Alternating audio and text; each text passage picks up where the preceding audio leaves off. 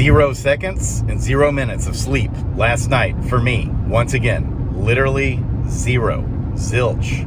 And I'm driving on my way to the airport without sleeping for 2 nights straight. I'm nuts. What are you going to do with me? And of course, even when I intend to be early, I'm still always late. I'm always running late. Always running late all the time. And I always have a million things to do, and I don't ever get them done. I'm a mess. People, what are you going to do with me? What are my thoughts?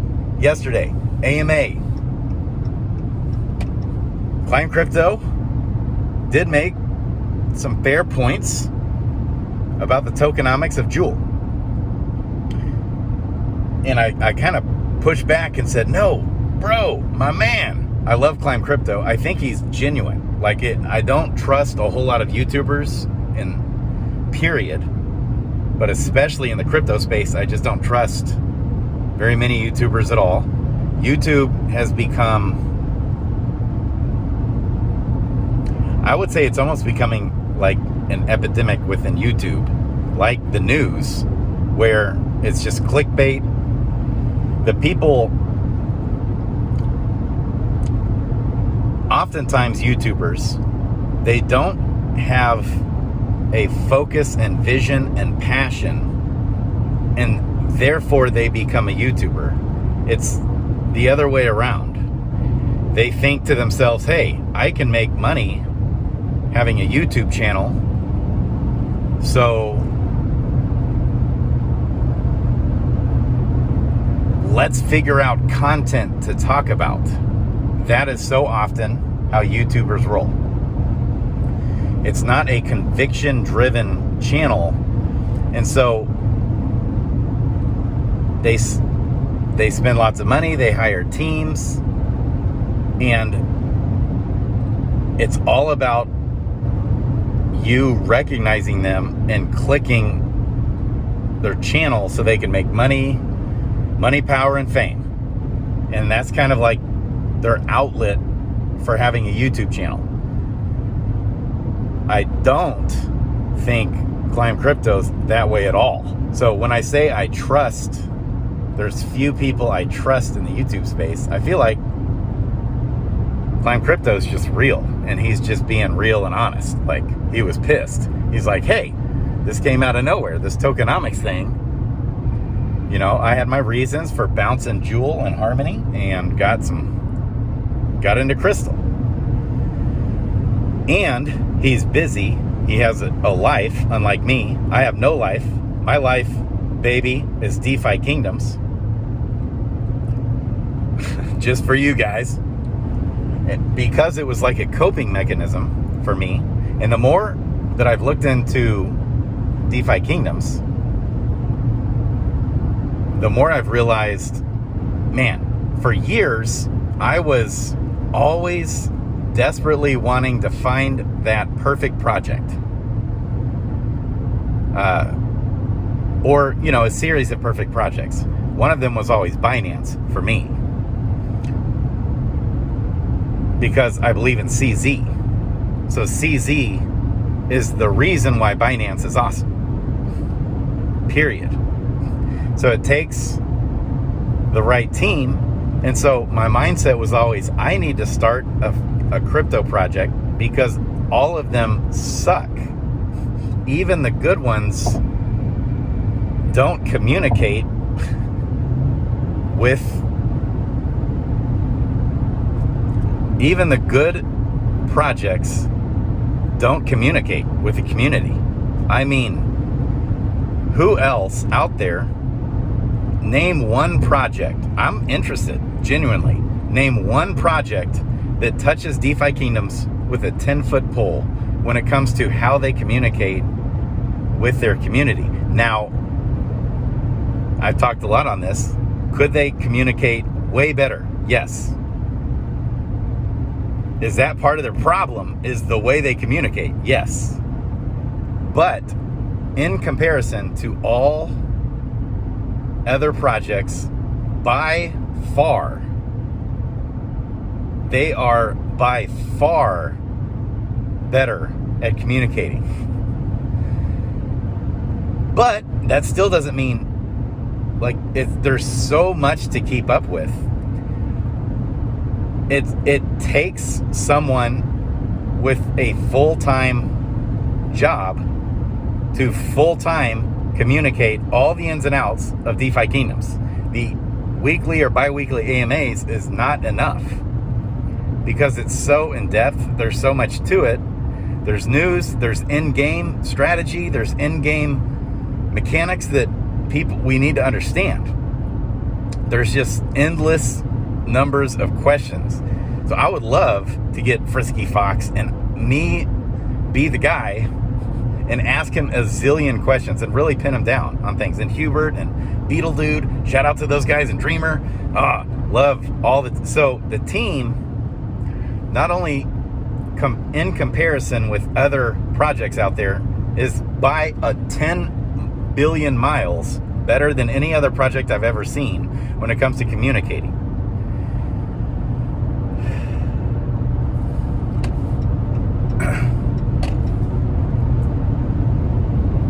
It doesn't only take the good communication, it takes being awesome and having an awesome product, being the best at what you do. So, because there could be other competitors that come out and create a better product. Will there be other competitors that come out and create a better product? I doubt it. So this is, I'm giving you reasons why I'm so in love with DeFi Kingdoms. If I found out that DeFi Kingdoms was up to no good, I would not hesitate to speak the truth. Like, I have no agenda here other than I see a need. I had already tried to kind of start a YouTube channel, and I just didn't know if I should do it or not. And then I lose all my money in crypto because of Luna and all these different scenarios. I didn't have some great aspiration to be a great YouTuber, man. No, the need is so great to have a YouTuber that's fully dedicated to DeFi Kingdoms. And I don't have a life, and so it's just perfect fit, and I can't help it. So there's a zillion other things I could be doing, but it's like such a conviction-driven thing. If there wasn't a need for me to have the channel, I wouldn't have the channel. So this is also a business lesson as well, just in business in general.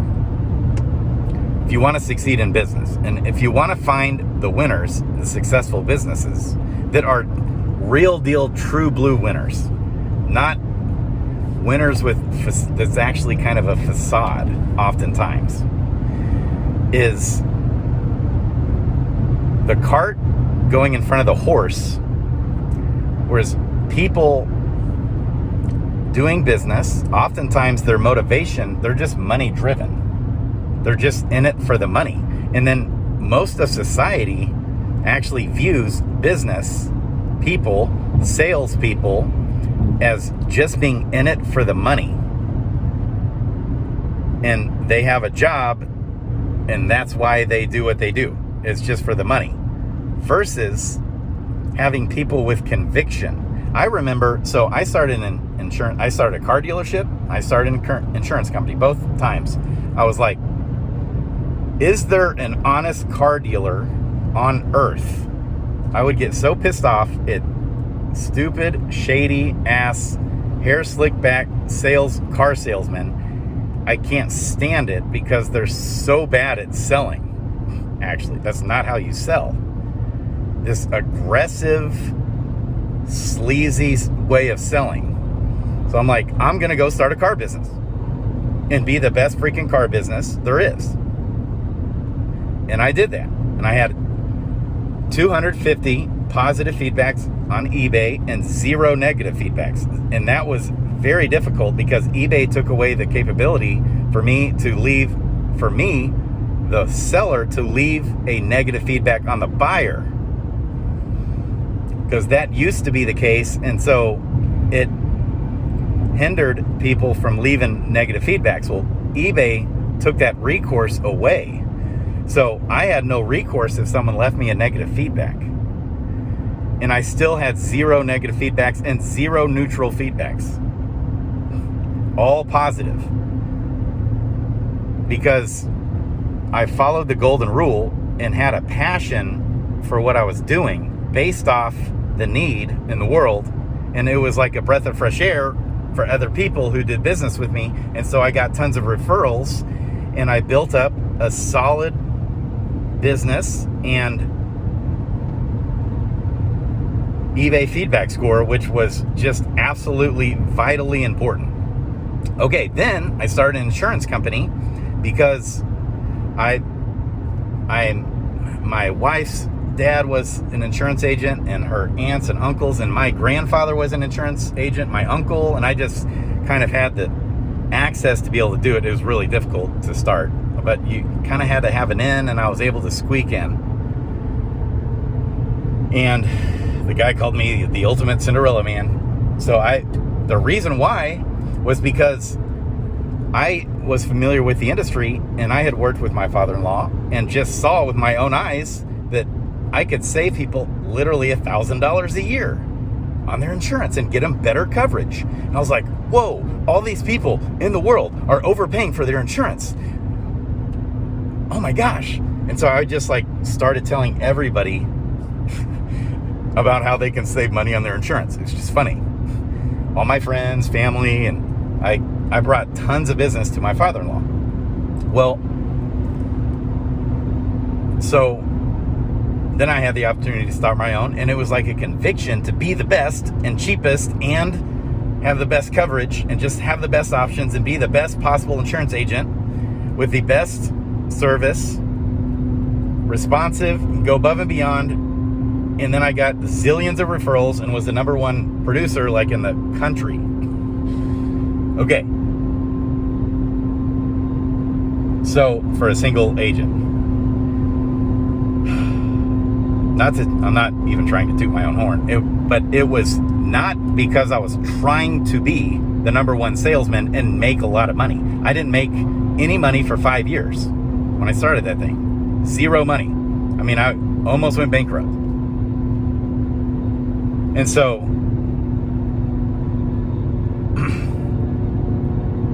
it was conviction driven, based off when I realized that people are getting ripped off. It was I don't know, something in me that, okay, this is the same with this YouTube channel. The reason why I'm doing the YouTube channel is purely conviction driven. And I see the same thing from Climb Crypto. So I don't think at all that, he's just clickbaiting or anything like that. So I love Climb Crypto. So I think it's fair. He made a fair point in his video. However, he is just so busy. He has a life. He can't always just keep up. I don't even think he can hardly keep up with my videos. I try to keep him in the know on Discord and different things. But because those very things I had addressed and specifically spoke, hey, Climb, this is going on, tokenomics, different things. But he's just busy and has a life. And so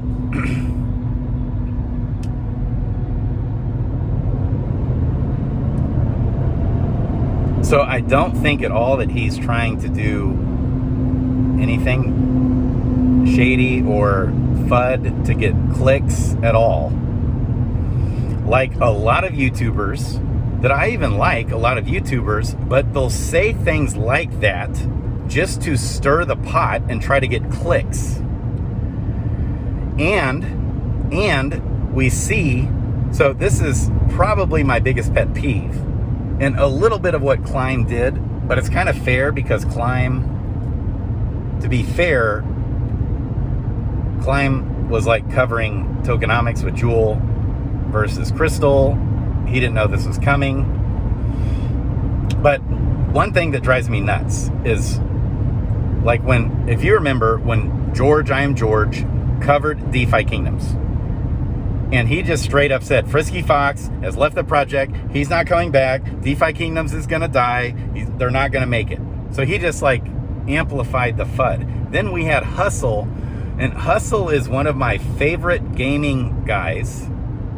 And he's now with Banter, Crypto Banter. I followed him before Banter and loved him. But then I thought that was a great fit. Banter is one of my favorite channels.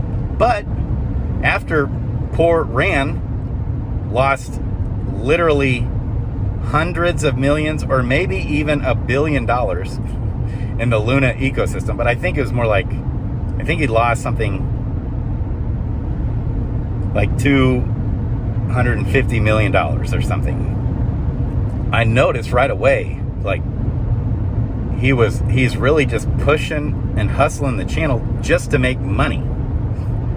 And it's just so obvious. It's all about, so if he's promoting something, like for example, if he's promoting NordVPN, he's always pushing it.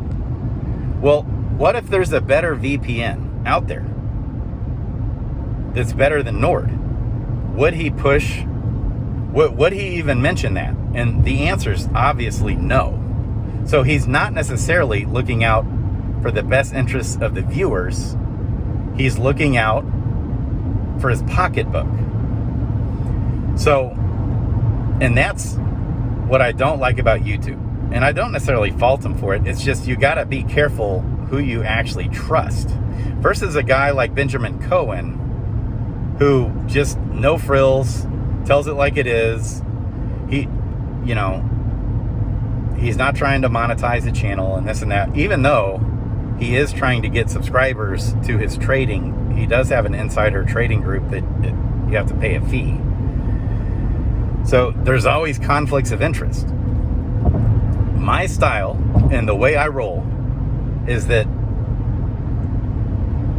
I will never compromise what's looking out for the best interests of others over myself, and give everyone the same advice that I would give my mom or something. So like, for example, you'll see a State Farm insurance agent, and State Farm's a great company, but they're just one company. So you go there, you get State Farm, and that's all that agent can really sell. Now they have different models and different things.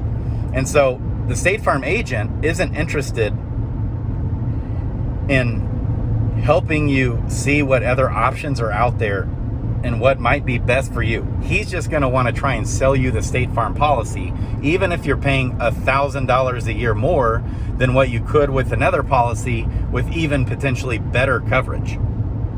Okay, so that's why I could never be a State Farm insurance agent. Just period. Unless I was allowed to be an agent that could just tell people, you might be able to find a better rate, try this guy. And maybe I'm better, maybe not. And that's the only way I could even function as a State Farm agent. And what that would do is build trust with clients, and they would know the cost and actually sometimes pay more to go with me because they trust me to look out for their best interest. And that's even how I rolled with my own insurance company, independent insurance company, where I represented 50 companies and usually had the best rates. But if I didn't have the best rate, I would tell them, because I know the industry, I just knew the industry so well, I would tell people, no, you don't want to go with me. You don't want to go with us. Call this guy. He's better with these types of policies. And I would just do that. And people, I would tell them, I can do the policy. I have companies that are competitive, but maybe there is a situation with that guy where I could have easily still sold him the business. He was ready to buy, had the checkbook out, but I couldn't help but tell him, hey, you can actually probably find a better rate. I'd love to sell you the policy, but you could find a better rate with this guy, with this, in your specific case, with this specific policy. And that's just how I rolled. And so I got so many referrals that way because built trust and never compromised my convictions on things. Now that's not talking about disagreeing with someone. That's talking about pure conviction on looking out for the best interests of others over myself. So a conviction, that's the foundation of what I would say is the key to success in business, key to success in life, key to success in relationships, is to build the trust and have a reputation where people know that I care about them and look out for their best interest. Okay. But at the same time, I'm very distrusting because most people don't get this. And that's why it's so easy to outdo our competition in business. It's so easy. You just name a business and then you look at the competition, and with the right people with me, we could go destroy the competition easily. No problemo. And the same goes with a crypto project or anything we put our hand to. Do we want to start a restaurant? The competition, how can we rise above the competition? Well, the competition is franchises. Sorry guys, I'm so tired. But there's so much I want to talk about. Franchises have it all together. So the people that start the franchise, they get the process and the product, and it's all documented and it's duplicated and can be scaled. And it's the same for everyone and it's consistent.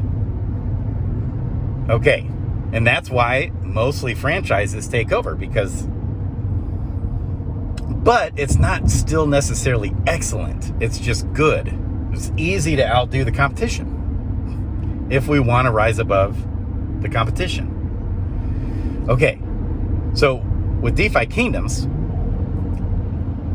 the quality behind the project, thanks to Frisky Fox and Dreamer, and I'm guessing and assuming Hubert is a big part of the genius behind a lot of it, and Beetledo. I don't really know. I'd like to know more about the ins and outs of all those things. And I will find out, mark my words. As long as I have this YouTube channel, I will go above and beyond to pick the brain of all those guys and give the community as much alpha on DeFi Kingdoms as possible, as long as I have the conviction in the project. Okay, so circling back to all of this being said, to what I was talking about with what the devs have said in the past regarding Jewel. Okay, so obviously in the short term, it was like, okay, this isn't looking good for Jewel. Everything's moving to Crystalville. Crystal's bullish, and Climb Crypto called that way before the pumps happened. He called that when Crystal was at 18 or 19 cents and Jewel was at 13 or 14 cents. So he called it. He nailed it. And I remember because I was thinking the same thing, and then he says it and I'm like, oh my gosh, I got to do a video on it, because it is looking short-term bullish for Crystal. But I knew what the team had said, and I trust the team, and that the team would figure out. And also the issue with the token unlocking, that was way worse than I realized. Okay. But then I got, the team had already talked about it. Several people had mentioned that. And then I mentioned it on the show that they're going to figure out a solution to that problem instead of just letting the token literally triple the supply in 1 year. So that became obvious. So I just trust the team. There's no reason for Crystal to be double the price of Jewel when they have the same utility. And so I was still bullish on both, still bullish on Crystal in the short term, and that all the activity is moving there.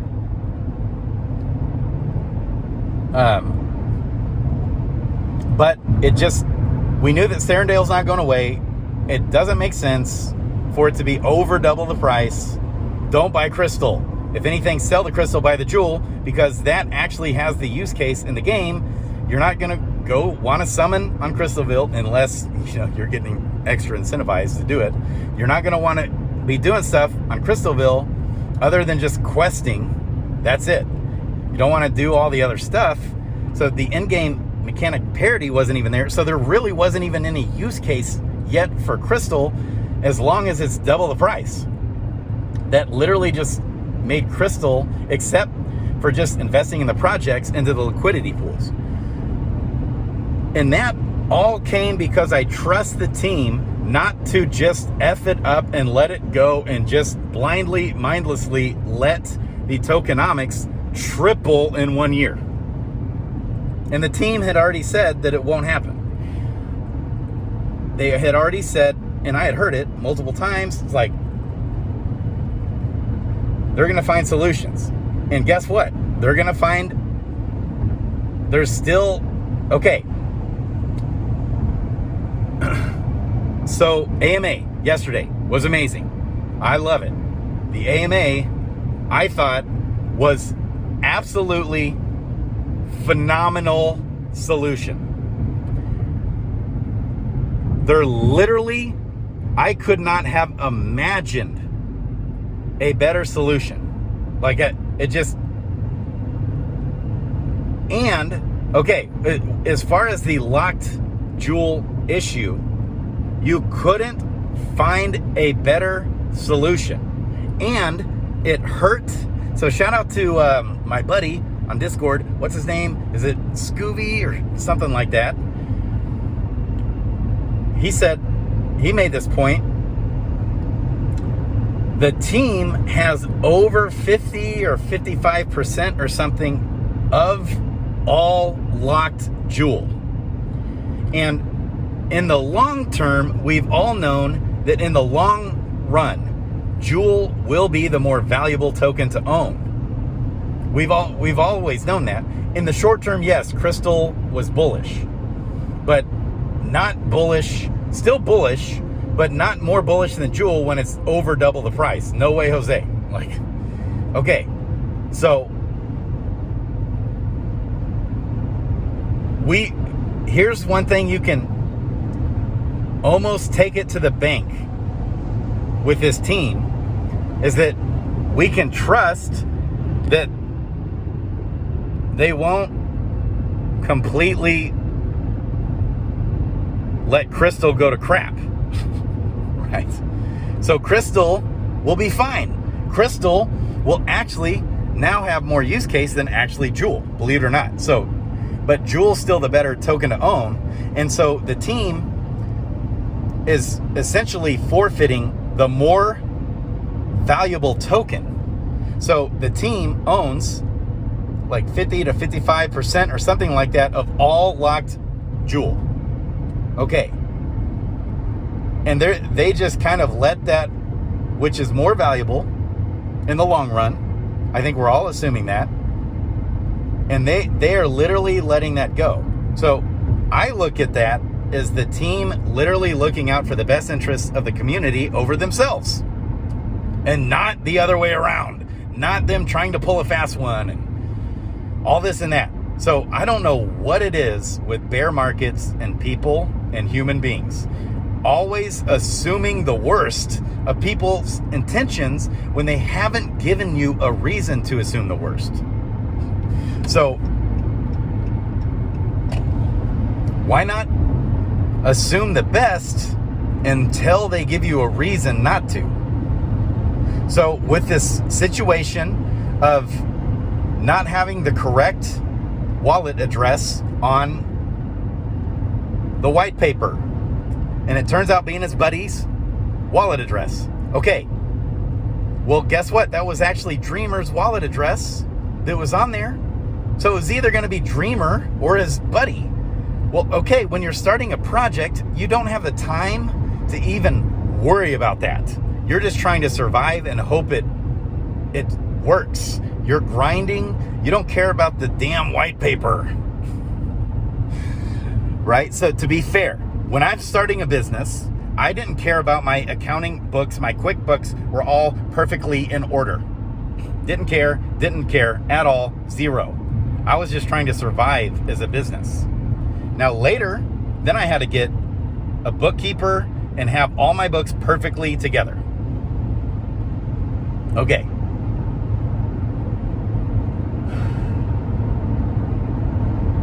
But that would be, it wouldn't make any sense. 92% of all businesses fail in the first 5 years because they're focusing on the wrong things oftentimes. Okay. So I looked at the whole thing as a beautiful solution. Now, Climb Crypto and others like Bliss made fair points that maybe there could have been a better way to communicate that. But what is a better way to communicate? Like, what else could they have done? Said, hey, there's going to be a tokenomics change? I mean, I guess they could have said that. But we've already known that this was going to be like one of the biggest AMAs they've ever had. We knew, like, news and crypto, man. How else could they have broken that news without it just immediately pumping and somebody being left screwed over? I mean, there's no way to communicate that other than saying this is a critical AMA. It's way planned in advance, super important, the most important AMA like we've ever had. We're moving our blockchain. There's all these different things going. We already knew that these things were going to be discussed. So, like, what else could they have done? How else could they have even handled that? Okay, to be fair, like, for the team. So, I guess maybe they could have handled it better. They definitely can communicate better in the AMAs, for sure. Just to create, they're lacking the magic. They're lacking in communicating. They're lacking that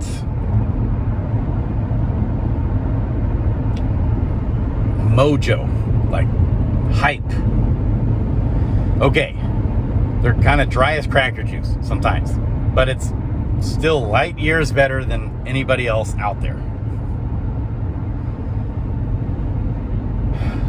So I thought it was brilliant. Brilliant. Sorry this is so dang long. There's actually several more things I want to talk about. I want to talk about the markets too. Maybe I'll just do a separate video for that. That's my thoughts on DeFi Kingdoms and the team, the project. I think, so I was literally dreaming about how this project could become like the next Roblox is, where you have millions of users, you have YouTubers playing the game, it's better than Legends of Zelda, you're creating your own history book, you're creating your own metaverse, there's lands, there's tournaments, there's a zillion things going on at all times in the game, there's PvP, there's PvE, all these things are going on.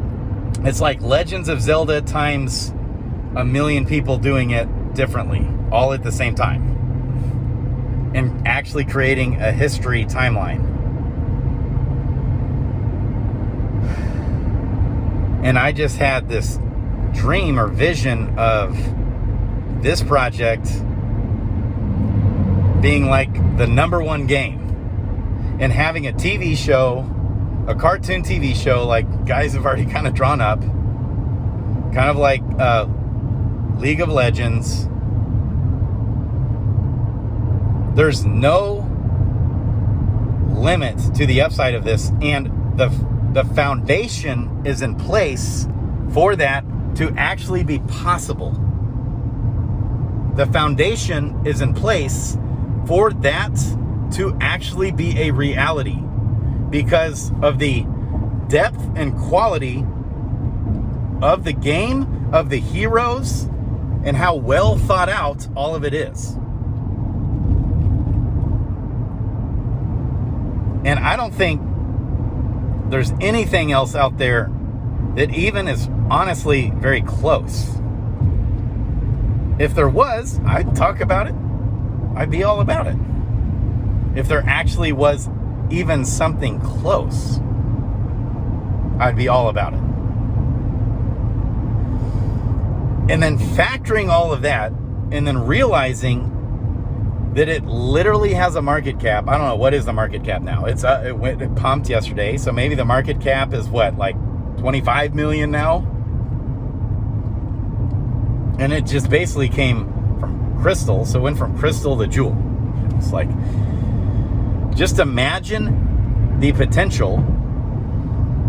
And I think the team has really gone above and beyond to do their best to be authentic and look out for the best interests of the community. And so the fact that they get so much bad flack, I just don't even get it. I literally don't get it. It has to be coming from people who are very inexperienced with crypto. Because if you're in any other project, you're going to get what you're getting, what you don't like about DeFi Kingdoms times 10, easily. You don't like that they're too slow. They don't build fast enough. Okay, show me something that builds faster. Right, all right. Okay, Cosmos, maybe, or Binance, because CZ is awesome. All right, I'll give you that, maybe, but not faster. Avalanche actually cranked that out. All right. I mean, Avalanche, their subnet thing came out of nowhere. Like, I did not see that coming. Okay, it's like, why haven't I ever even heard about this? It just literally came out of nowhere. You never heard about Avalanche being in the same conversation as like a Cosmos or a Polkadot. Right? Okay. So, you think they build slow. Well, everything else builds slower. You don't think they communicate. Well, no one else communicates. What, you don't think they're honest. Why? Like, why on earth they're too honest? It's like Frisky Fox was trying to fall on his own sword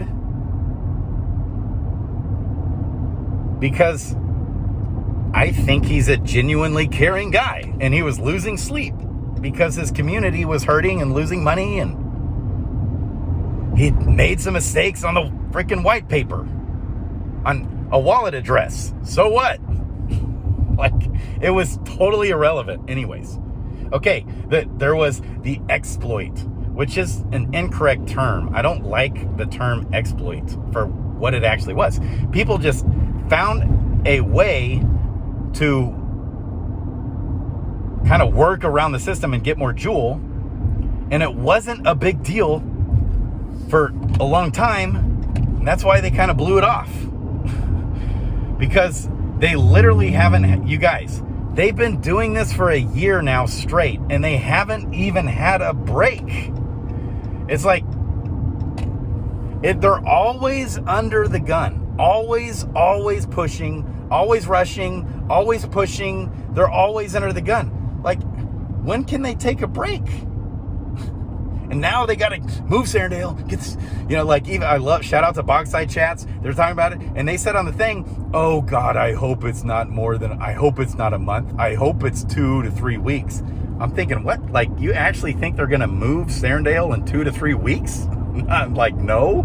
I mean, I would be blown away if they actually could move Serendale off of Harmony onto Clayton in 2 to 3 weeks. Like, But that's like, just to even expect that. So guys, in crypto, you have to be patient. So first of all, as we talked about, the crypto markets are so manipulated. The crypto markets are manipulated and we can't do anything about it. So you have to be patient. It's controlled and manipulated. Like, do you think this Powell guy, Fed Chair Powell?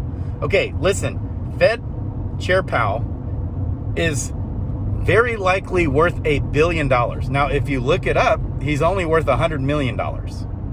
Okay, that's only what's like being reflected with his tax. Like, they find so many loopholes. You can almost take it to the bank. This guy's probably a billionaire. All right, why do you think that is? And how do you think that is? These guys are cronies and they have control over crypto. Crypto's just part of it. But they are manipulating it and they own it.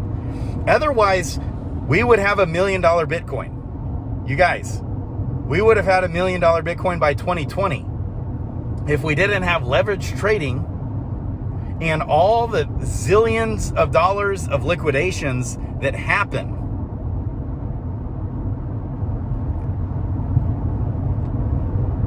And so all the liquidations destroy Bitcoin. And so that's why Bitcoin isn't yet, it's considered a risk on asset. Well, it shouldn't be. It should be a hedge against inflation. It should be a risk off asset. There's no reason why it's not. It's literally sound money. The only sound money that we've ever had in the history of the world. Why isn't it a hedge against inflation? It's because of the manipulation and the leverage and the traders that have no conviction. Otherwise, it would be a safe haven for us. But as long as it's going to always be in control by the governments, by the powers that be, the same people that control Powell, the governments, the banks, the big money. And they're trying to steal your money. So if you can understand that, you can learn to be patient and not panic sell. And all the panic, the emotional insanity of human beings just drives me crazy. Just chill, people. Be cool, people. And you got to roll with it. So if it goes down, think of it as an opportunity to buy. If it goes up, think of it as an opportunity to sell. And you just got to roll with it. You can't do anything else. And it's going to come when it's going to come. And that's why really Bitcoin is the only true crypto that's truly the safest out there.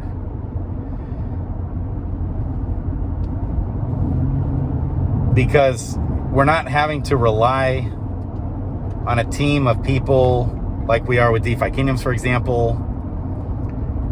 What if there's a really bad fallout? What if Frisky Fox has a nervous breakdown and his wife leaves him? What if they die in a car wreck? What if Dreamer, they have a huge disagreement and they get their feelings hurt and then like shit goes south?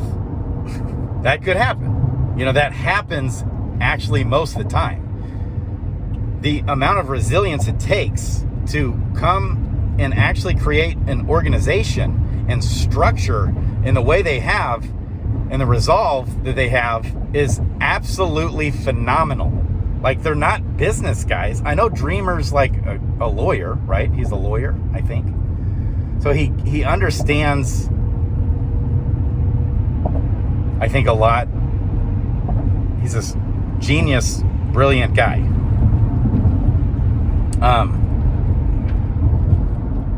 But understanding what it takes to manage people and build an organization and have partnerships and leadership teams is a whole different ballgame. And most people fail miserably. And their egos get in the way. And feelings get hurt. And they get offended. And